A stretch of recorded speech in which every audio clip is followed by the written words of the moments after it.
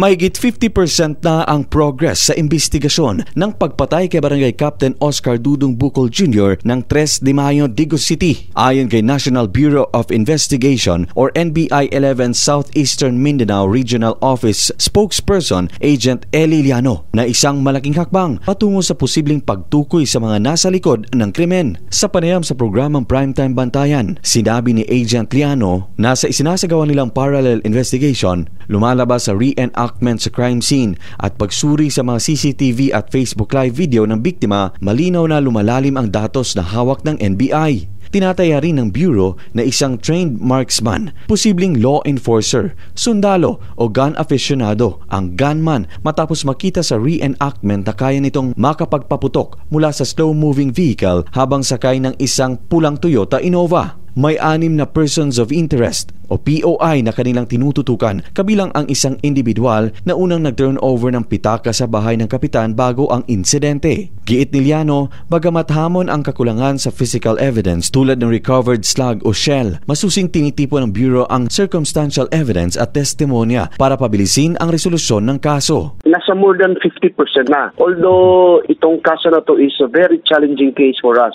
but we are doing our best that the soonest possible time masolve natin itong problema because we wanted also to deliver these criminals to the bar of justice. Sa huli, nanawagan ng NBI sa sinumang may impormasyon na lumapit at makipagtulungan kasabay ng garantiya ng highest confidentiality sa ilalim ng kanilang Witness Protection Program. Luigi Alan Totor, NDBC, Bida Balita.